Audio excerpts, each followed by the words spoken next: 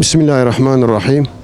Peygamber Sevdaları Vakfı olarak en son 2019'da Mevlüt etkinliği yapmıştık Batman'da. Malum pandemiden ve Ramazan'ın Nisan ayına denk gelmesinden dolayı 4 yıldan beridir Batman'da Mevlüt etkinliği yapmıyoruz. Bu önümüzdeki pazar günü inşallah Mevlüt alanında Mevlüt etkinliği düzenleyeceğiz. Bugün bu vesileyle Batman halkını burada onlara canlı gül ikram ederek onları Mevlüt etkinliğine davet edeceğiz. Haftalardan beridir hazırlıklarımızı sürdürüyoruz. Hazırlıklarımız son aşamasına geldi. Vatandaşlarımızın rahat bir şekilde etkinliğe gelebilmeleri için Batman'ın değişik 24 noktasında ücretsiz araç kalkış noktaları oluşturduk. Vatandaşlarımız bu ücretsiz araç noktalarına giderek insanlar rahat bir şekilde etkinliğe gelebilecekler. Bütün Batman halkını, peygamber sevdalısı tüm halkımızı bu pazar günü Mevlüt alanında yapılacak olan Mevlüt etkinliğine davet ediyoruz.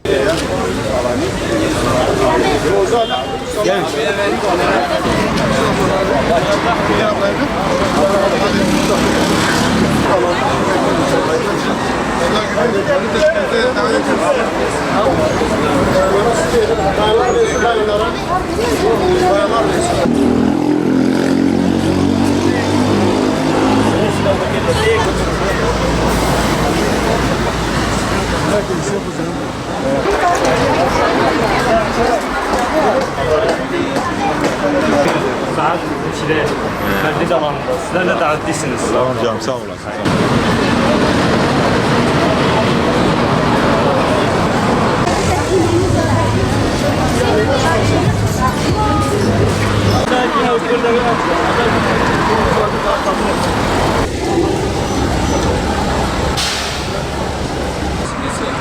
Ver. Pazar günü geliyor benim yanımda. Selahattin Mevlüt programı saat var. Ve davet edip ayrılır inşallah.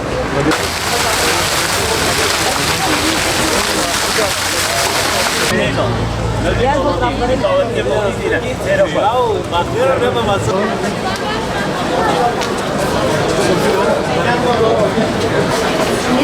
Pazar günü okul doğum etkinliğimiz var. Otogar yanında ayrıca davetlisiniz. Çok mutlu. Kadınlar gibi falan mı dedi hocam? Bizi kaçırmış. kolay gelsin. Kolay gelsin. Pazar günü otogar yanında Mevlüt etkinliği var. Hepiniz davetlisiniz. Ben alabilirim. Evet. Mevlüt etkinliği hepiniz davetlisiniz. Teşekkür ederiz. Kızlarımız inşallah. Yok, güzel olsun. Güzel olsun diyorlar. Güzel zaten. Almayanlar. Valla bir arkadaşımız yemek kolasında.